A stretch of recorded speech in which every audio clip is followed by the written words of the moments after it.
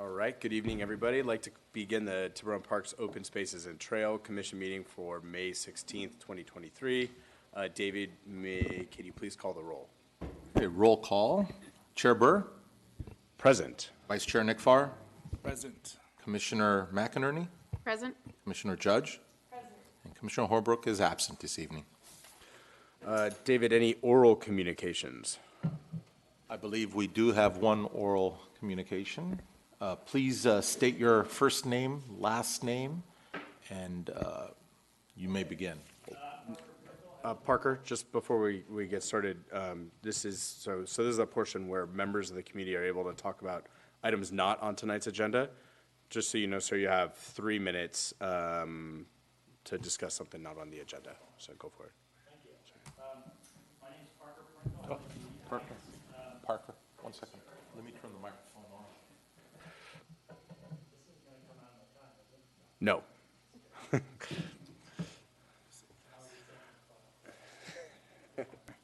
Okay, my name is Parker Pringle. I live in Reed Heights. I'm here to bring to your attention a problem with the Caprice's valet parking service, which interferes with access to Shoreline Park. The Caprice operates a valet parking service out of the town-owned public lot at Mar West and Paradise Drive. They're supposed to use that lot for pickup drop-off only, with all of the patron vehicles to be stored at the Point Tiburon Plaza pay lot. The Caprice leases 25 spots there. You have 2 slides that engineering manager Ishu distributed to you.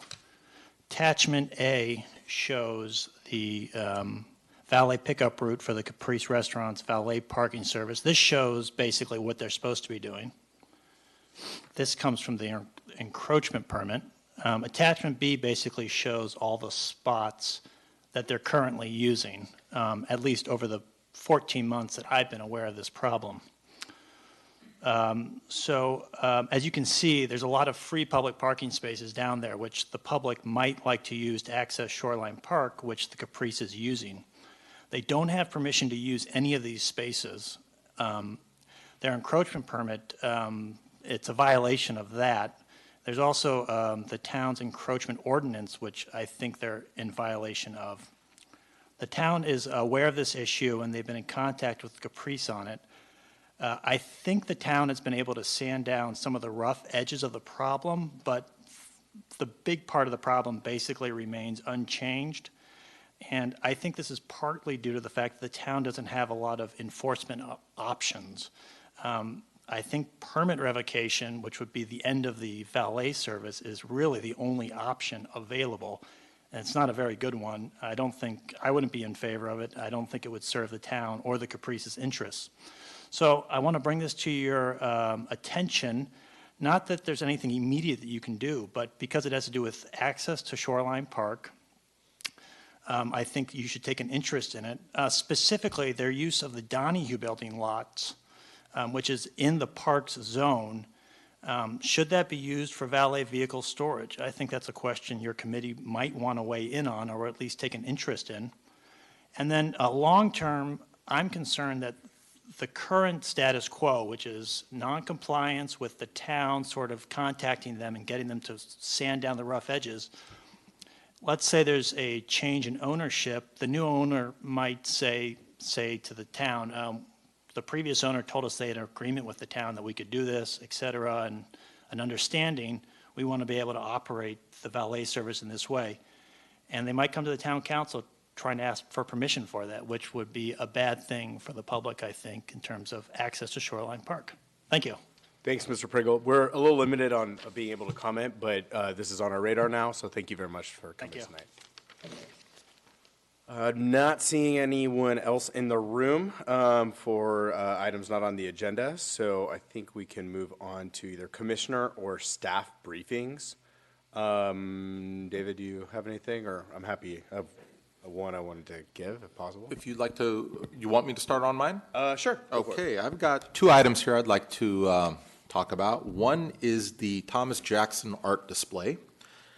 I would like to let the commission and the general public and residents know that May 18th and 19th, this Thursday and Friday, Thomas Jackson will be here setting up the art display. over there on south of the Knoll Park area. This Saturday, the 20th, from 4 to 5, there will be a ceremony out there, kind of a ribbon-cutting ceremony out at south of the Knoll Park for the display. And the display will be available and open for the public 24 hours a day, 7 days a week, from May 20th through June 9th.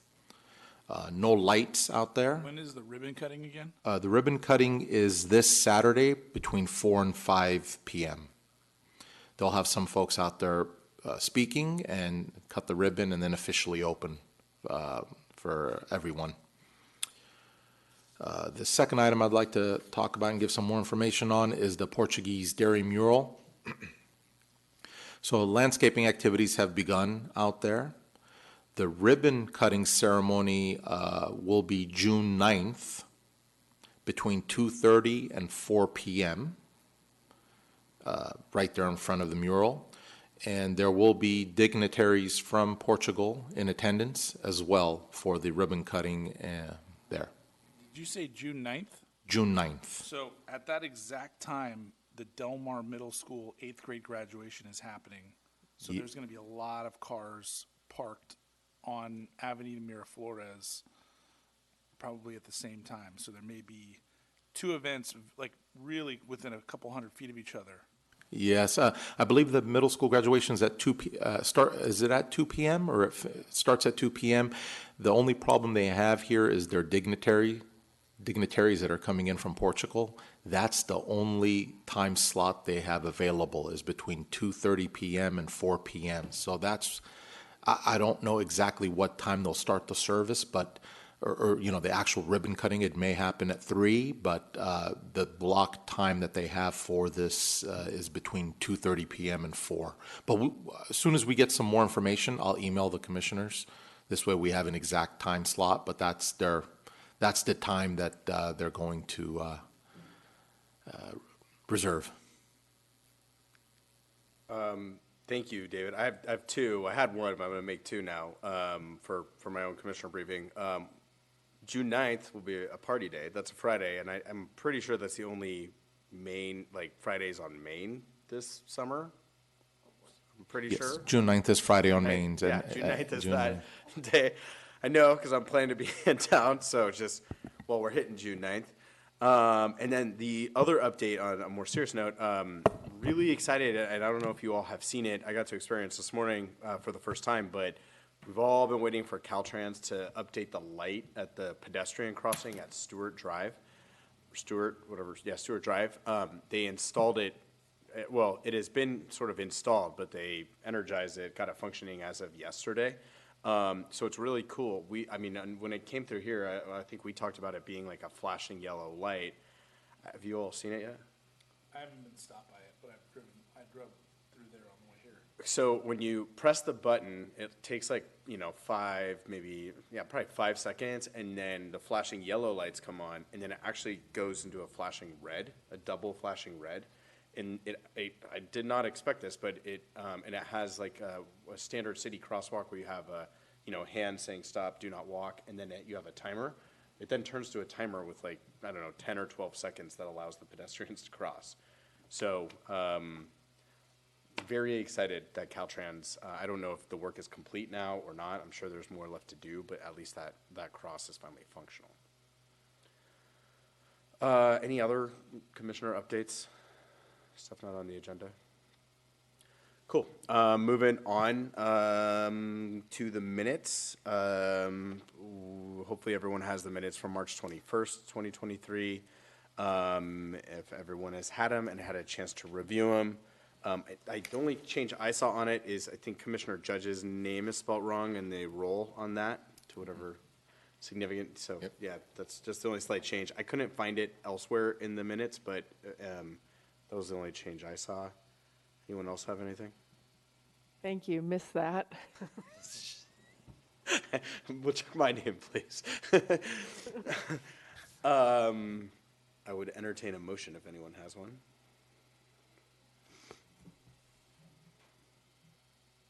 I'd like to move that we approve the minutes with the edit of correcting Commissioner Judge's name spelling. I'll second. I can.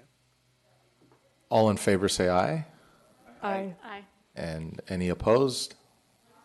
None? It passes. Okay.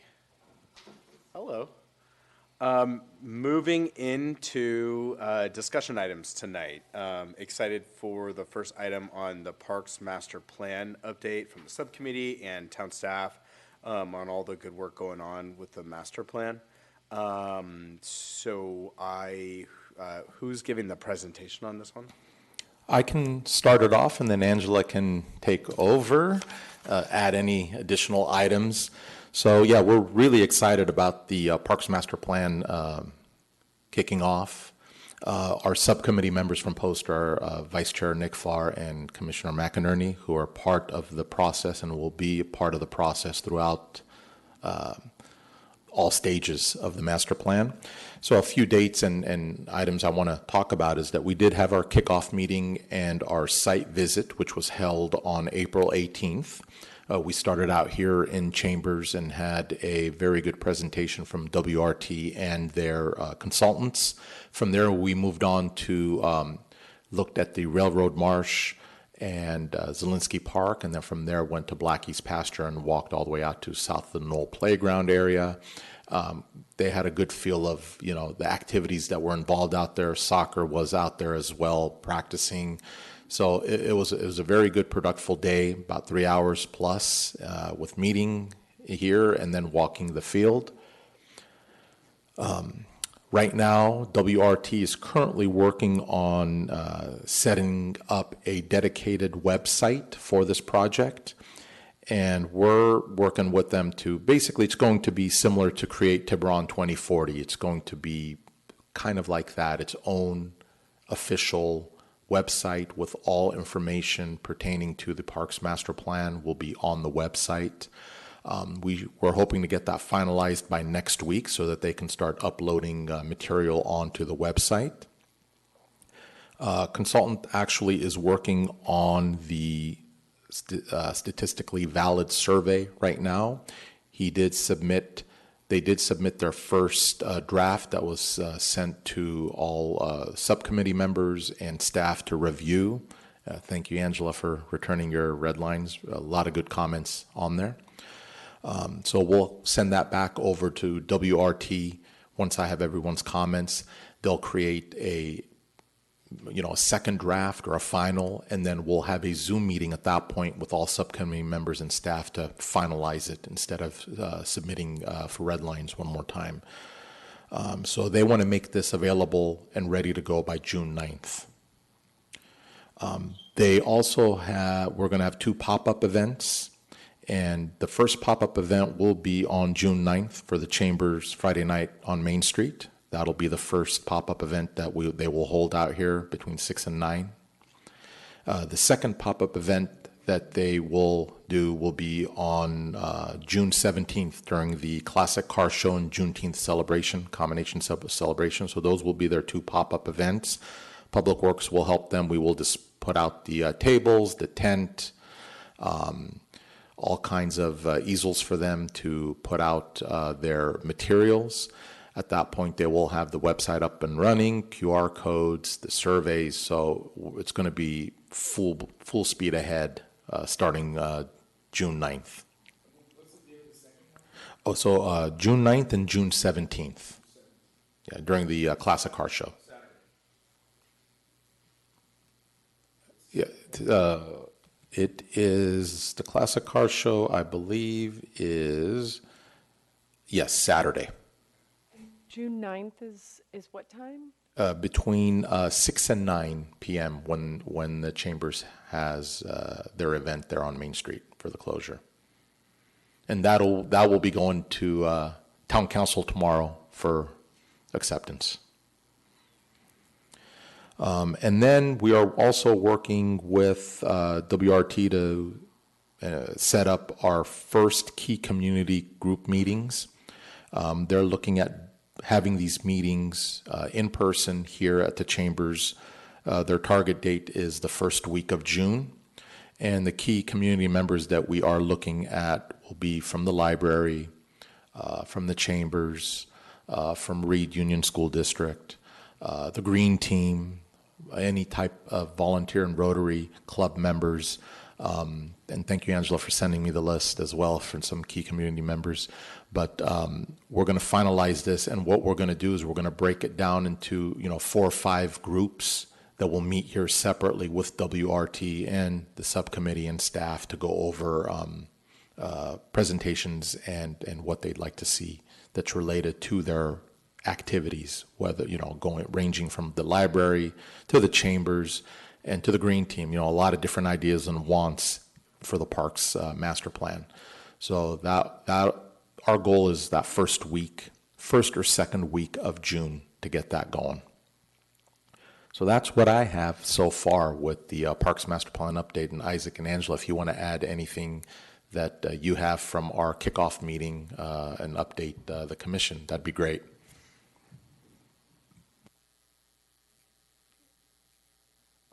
No, I think the kickoff meeting was great. I think the main area that we're really trying to make sure that WRT emphasizes is community engagement, and then the second piece is having a plan that I think is actionable and something that the town can start working towards. I think those are the most important pieces: is making sure we get input from everybody, and then the second piece is actually starting to work towards achieving the master plan. I would echo all of that. I would just say, as we're trying to reach a broad community, broad spectrum of the community members, I'd put a call out to anybody, maybe the ARC can help us do that, that we are looking for community member input that aren't the usual suspects of using our parks and open spaces. And we would really like those people that would like to have things in our parks, but we don't have those amenities, to reach out to this subcommittee and the Parks Plan group and share your ideas and thoughts with us. Great. Thank you all for that presentation. Let's see, the next is commissioner questions. Do any commissioners, probably people not on the subcommittee, so that leaves 2 of us, do any commissioners have any questions about about this item? I have a couple questions. Please. I missed, David, what you were saying was the goal for the first or second week of June. I caught the part that said, like, first week of June, the survey will be finalized, but you mentioned something else.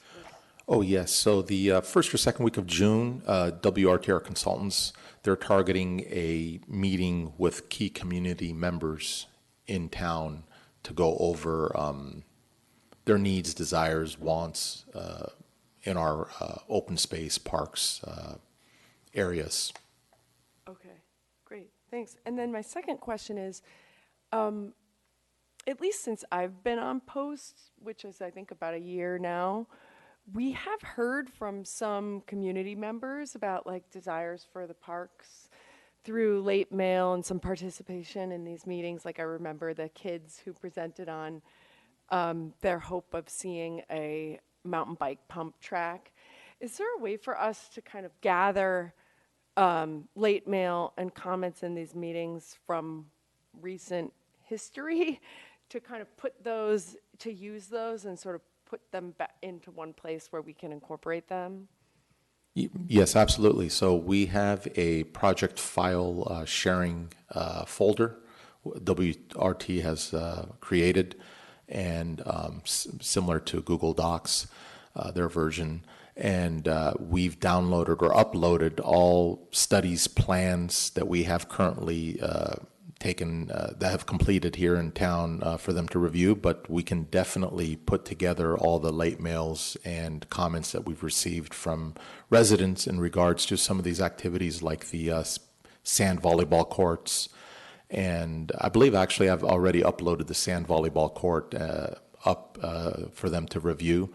But I can definitely put together all of the emails in regards to the pump tracks and for the mountain biking cycle tracks that folks came in and spoke about.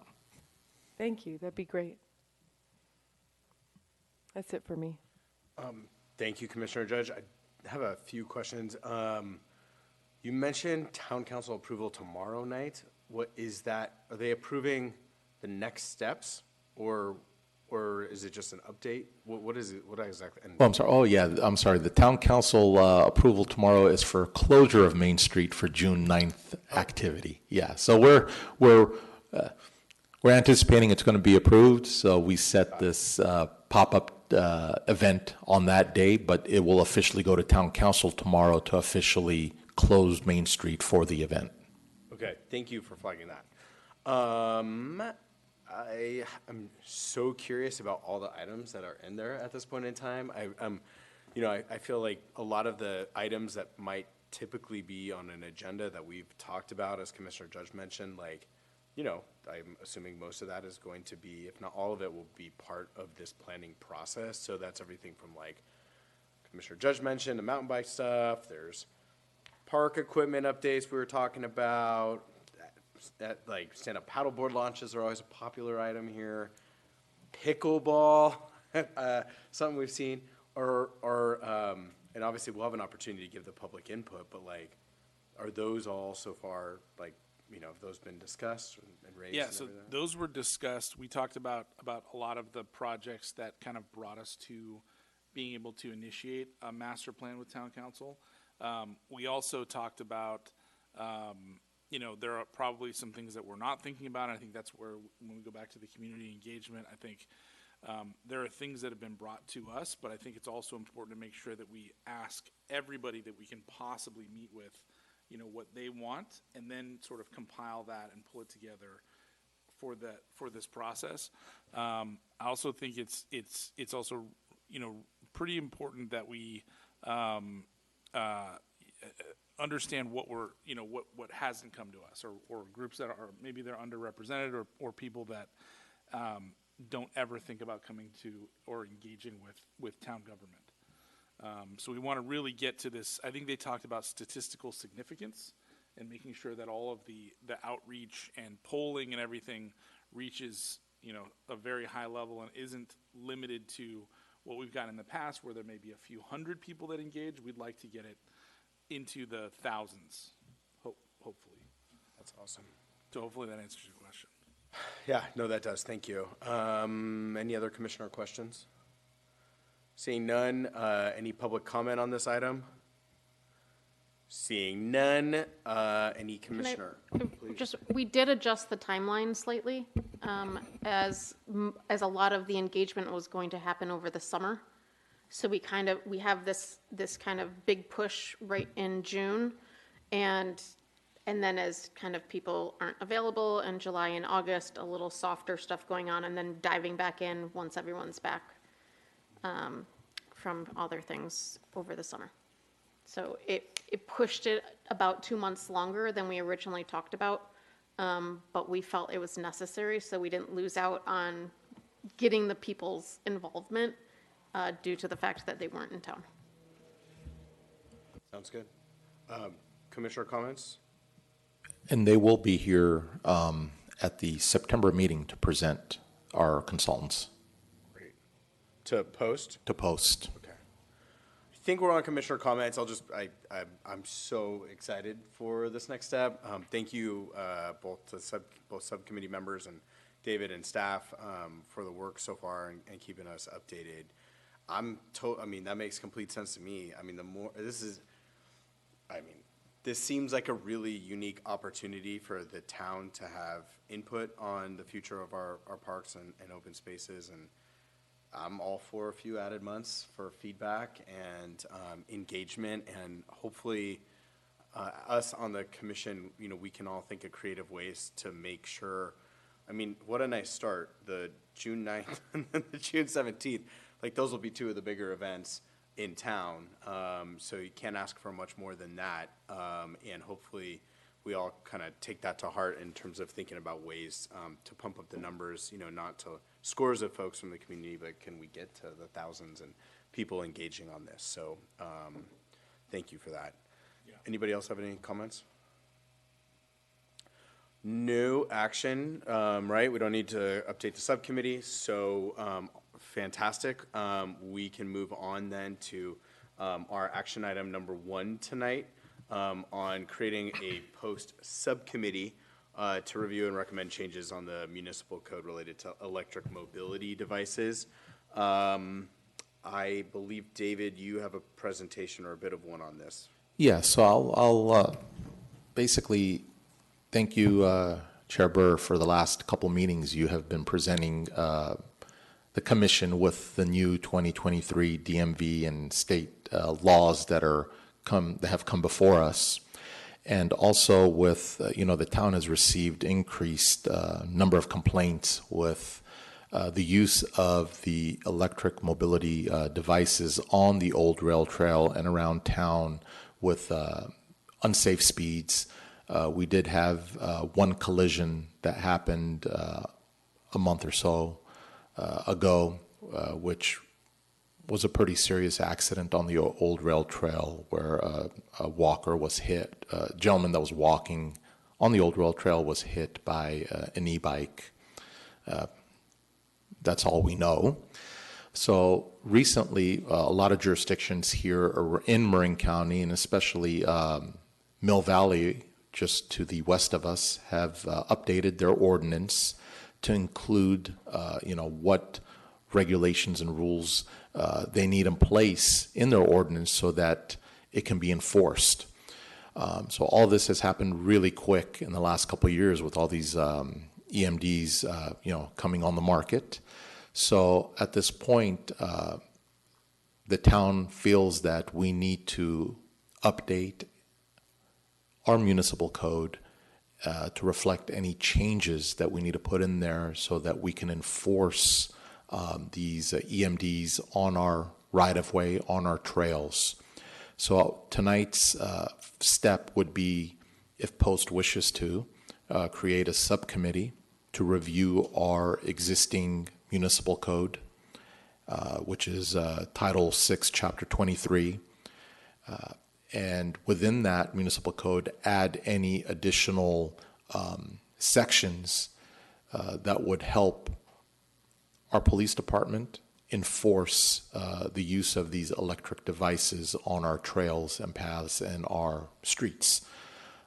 I did, within this agenda, I did attach City of Mill Valley's recently adopted municipal code, which I've read extensive, and it's a very good ordinance that they have in place to help, guide users and law enforcement on how to, safely use the paths that they have out there. I know San Anselmo has recently also passed some ordinances in regards to EMDs. So tonight's meeting, we'd like to form a subcommittee. Subcommittee can work with staff to revise and or add any new sections to the municipal code. We'll bring it back to Post for discussion, review as an action item.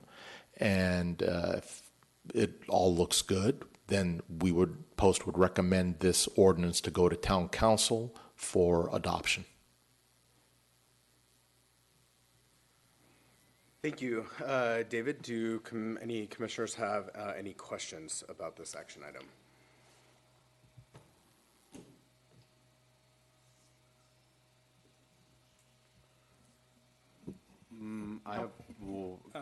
Go ahead, Vice Chair McBarr. So the new DMV laws that what I read says that the faster bike, like the fastest bike you can get, is allowed on bike paths. So what did maybe I read that wrong, but I thought it said that that those new the law permits Class 3 e-bike riders to use approved bicycle paths, trails, and bikeways and bicycle lanes starting January. In addition, starting January 1st, 2024, the law allows cyclists to cross an intersection when a walk sign is on. So the Mill Valley, maybe I'm reading it wrong, but I thought the Mill Valley ordinance, I don't know that it changes much for speed. and it seemed like the late mail was much more about speed. Am I reading that? Yeah, the late rail was more about speed. And the DMV law is you can go as fast as you want, and you can use bike lanes, and you can use bike paths, and you can use whatever you want if you've got a really fast e-bike. That is correct, but with our ordinance, we'll be able to limit what class of bicycles can be allowed on certain paths. Right.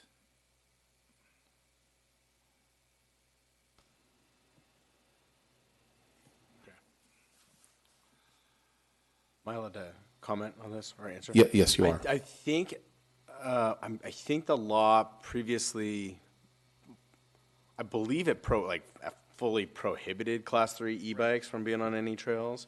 And now that bill, AB 1909, which the DMV, has some regs on, just says that towns or locals could approve them on any bike lanes. I'd be super curious to see if any local governments anywhere around the Bay Area in particular have approved Class 3 e-bikes. I don't have an answer on that, but that's definitely something that would be worth the subcommittee looking in for. They're approved now. Are they approved? DMV said. The DMV laws, they're approved right now.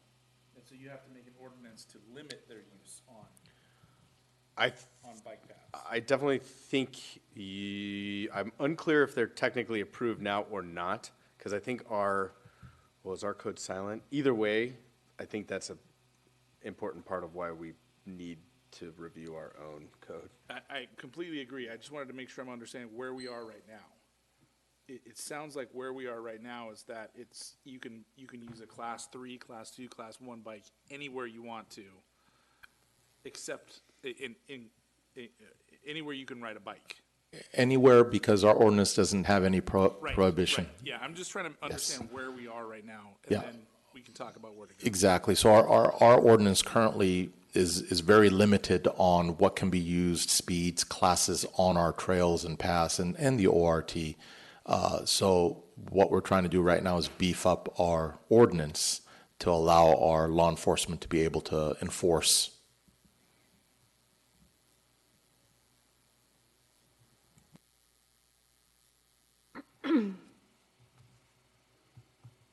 May I make a comment? Commissioner Judge, please. Okay. I would be happy to volunteer to collect, to basically aggregate what the towns in Marin are doing on this, just to do the research for this, for us to consider. So I guess that would be volunteering to be on the subcommittee. Commissioner Judge, I was hoping you'd say that. That's fantastic. Unless anyone has any other questions, maybe we can move into, public comment first, and then we'll have commissioner comments, and we can talk more about this. Does anyone have any just questions? Okay, moving on to public comment. Seeing no one in the room, and we are not yet in a hybrid meeting, which we will be in July, everybody. We will close public comment and move to commissioner comments. I'll kick this off really quick. So yeah, looking at this AB 1909, it says it removes the prohibition of Class 3 bicycles and authorizes a local authority to prohibit the operation of any class. But I'm actually unclear now if, at the moment, what that means for Class 3 e-bikes. So, anyways, I don't know if we have clarity on that or not at the moment, but certainly something for the subcommittee to look at. The other comments I had were, it seems like there'll be a number of stakeholders who will want to get input from. We did have TPD come through, I think, a couple meetings ago, and give a little bit of insight into, what they've been seeing. David had an update, obviously, on a recent crash, and then some of our other local cities certainly have been taking a look at this. So I'm curious. I think even in this calendar year or since last fall, when we started starting to take a look at this item, I think there'll be some significant updates for this subcommittee to dive into. A commissioner question, just for discussion, and kind of this is to my folks who have been on post for a little longer than myself. Are there some techniques that we've used as a commission to get community engagement on like question like this for subcommittee members? Well, once you form a subcommittee, you can have an open meeting and have people come. So we've had meetings here at Town Hall for various smaller subcommittees and reached out to stakeholders that we know would be interested. Okay, cool. And then actually, I'll keep this in commissioner discussion also. Are e-bikes and Old Rail Trail, is that at all part of the Parks Master Plan update so far? Or is that more focus on like usage of park space? I don't think we've talked about policy changes. They will look at policy as well. Okay. Yeah, so maybe we just include it in that.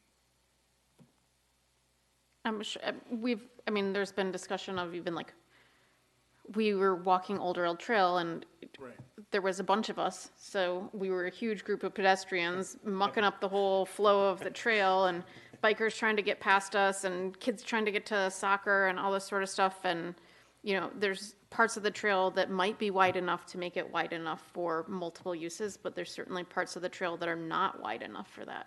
And so that discussion was brought up, but there was no solution that was reached during that meeting. I think as a part of this process, we did talk about, there are other places where it makes sense to split use and not have mixed use, where you have dedicated bike, dedicated pedestrian.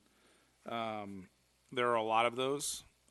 If you've ever been to Manhattan Beach, they call it the Strand, and there's a pedestrian and then there's a bicycle one, and they're next to each other. They've got a lot more real estate and a lot more beach. So it works there. It may not work here. But I think on some level, I'm also questioning whether the e-bike is the right way to think about it and whether or not it's bicycles, because I still go out there and the guys in the full getup are going 30 and they jam right past you, and that's faster than the kids. Those guys are actually going faster than the kids in most cases. So I wonder if it goes back to the bicycle safety issue, and I wonder if we're thinking about an ordinance, should we be thinking about speed rather than whether it's class 1 e-bike, whether it's just going back to the speed issue? We can have back and forth during this, right? Yeah, I think you're Vice Chair Nickbar, I think you're dead on. I think it's. And I want to be clear as we talk about this, e-bikes and any type of bikes, and it's so encouraging to see, particularly as traffic is really coming back right now, and it's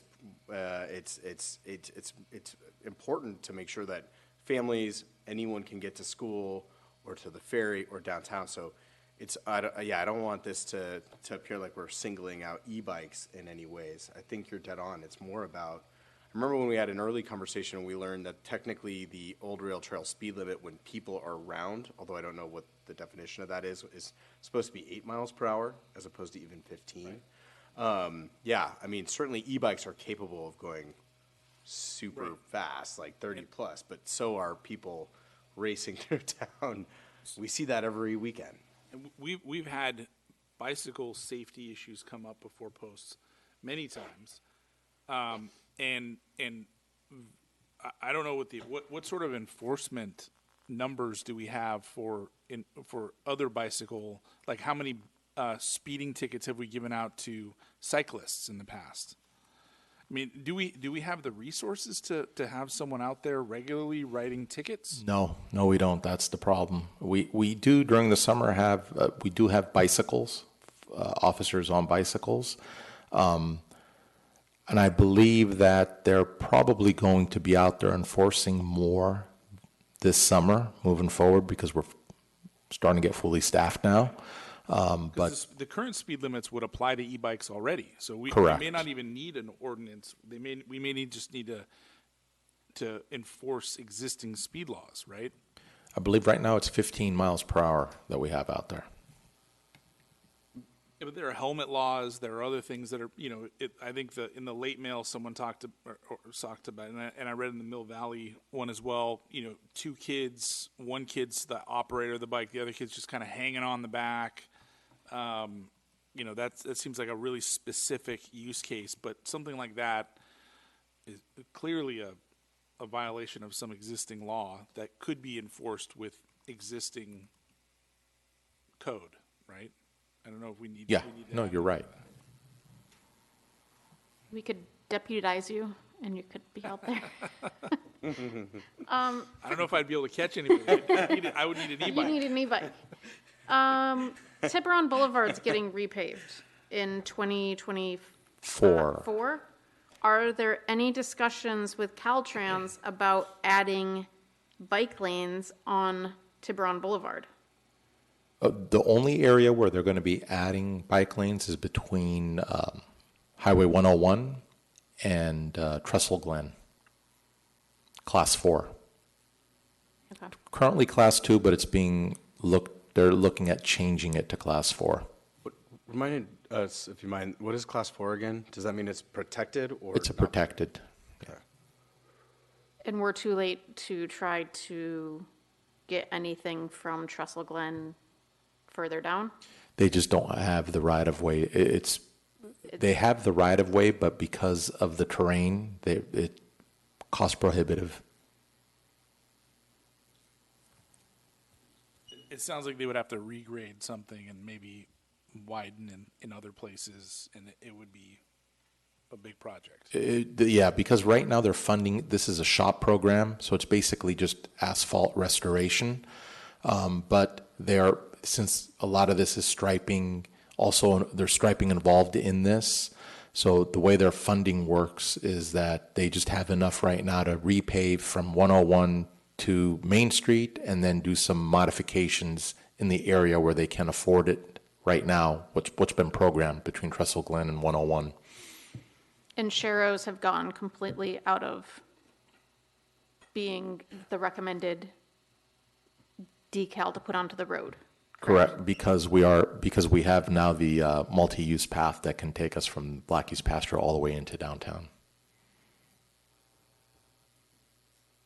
Just to kind of come back to something that Commissioner Nick Farr raised, which is, I think to me, it seems like this is more of an issue of speed than type of bike. And if there already is a regulation around speed on the trail, it's 15 miles an hour, perhaps the best course of action is to think about actually making that known. I don't think there are speed limit signs on that trail. Or if they are, they're really, really scant. I believe we should have painted ones there. It might be worthwhile to like put up more signage on the speed limit. It also could be worthwhile to have signs that indicate, pedestrians to the left, bikers to the right, etc. And it could also be worth having WRT look at whether there's some painting of the path, the trail, to like indicate splitting it for pedestrians and bikers. I know there's 15-mile-per-hour signs, and I swear at one point in time there were signs up that say 8 miles per hour when people are around, but I'm not sure if they're up at the moment. Commissioner Judge, we did have at one point in time, like last year, 18 months ago or so, we did do, we considered, what's the proper terminology, like additional signage. So those temporary signs that you might see up there that are in line with what the county was working on. So we kind of considered trail safety at that time, but it was more about signage. And we kind of came to that conclusion on the temporary signage. I agree that I don't think this should be focused solely on quote e-bikes or electric mobility devices. I would probably feel a little more comfortable creating a subcommittee that was, maybe we call it trail safety. But I mean, they're looking at the code. There's also like devices that aren't specified in here that are real things. Like I don't see whatever you want to call them, but like there's electric scooters. There's those one-wheel variations that I'm not even sure what they're all called, and probably other things that this is technically silent on, plus the part we talked about at the beginning on the Class 3 bikes. So I definitely think it's worth creating, from my perspective, a subcommittee to look at maybe it's trail safety, including, electric mobility devices, but it also should include other things, so. Yeah, have you seen that there are a couple elliptical bikes? Have you seen those? Where it's like the elliptical. I have seen those. Those are pretty cool. Yeah, and it's I don't know if it's an e-bike or not, but they got I've just seen No, the it's- one guy, Pure pedal power. and so it's arms and legs, like. I've It's- fallen it's off impressive. the electrical stand-up paddleboard. Falling off those is not a good place to be. Yeah, but that's a good point. So I think what we didn't focus on before was the actual municipal code that we have, which probably needs updated, and maybe the subcommittee takes a look and decides, hey, every tool that we need is already in here with respect to speed limit and all that. So long story short, I mean, I'm maybe in favor of creating a subcommittee of some kind on this, but I would think it might be better to put it a little bit broader than just the electric mobility devices, because, bike safety and other sort of devices should be considered.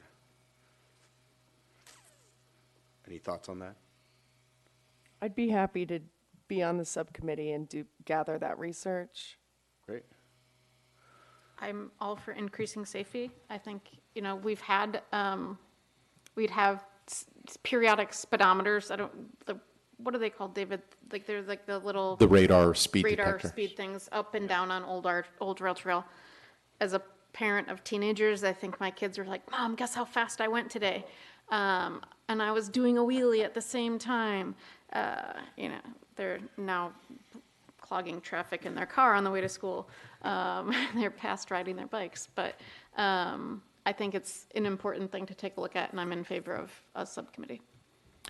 And just so that the commission knows, Chapter 6, Section 23-5 is related to vehicles on the Old Rail Trail and what's permitted.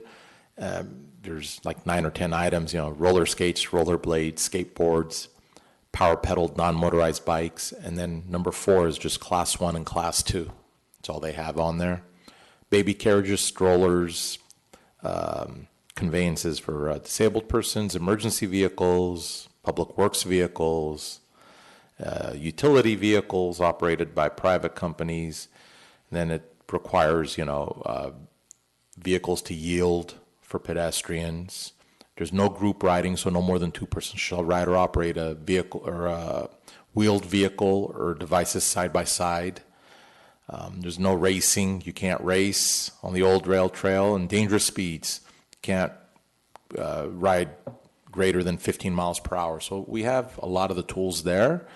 But I guess, like you had mentioned, we don't have a lot of the new modified electric mobility devices like the one-wheeled, and so we just need to make this a little more broader out there, and especially there's no mention of Class 3 in here as well. Yeah, thank you for flagging that. Yeah, the speed limit in E here. So this is, am I saying this right? This is Title 6, Chapter 23-25. Yeah. So then, Titles. so then Section E here, that's where it has the 15 miles per hour, or if pedestrians are present, no greater than 8 miles per hour. Interesting. Well, I think the biggest hurdle is enforcement. So you can come up with as many laws or ordinances or change whatever, but it's going to come down to how are you going to enforce this, besides just hoping that if it is teenagers or the really fast spandex people on the weekends, like how are you going to enforce it?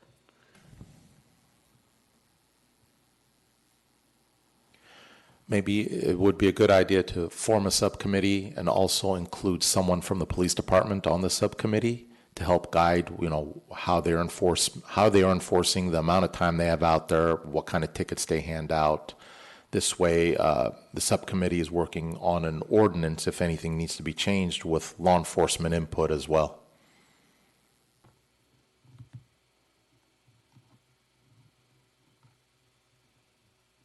Can do that. Sounds good. Should we make a motion to make a subcommittee? Any other comments? No comments? No comments. Does anyone want to take a stab at a motion? Or shall I? I can do it. I move to create a subcommittee to research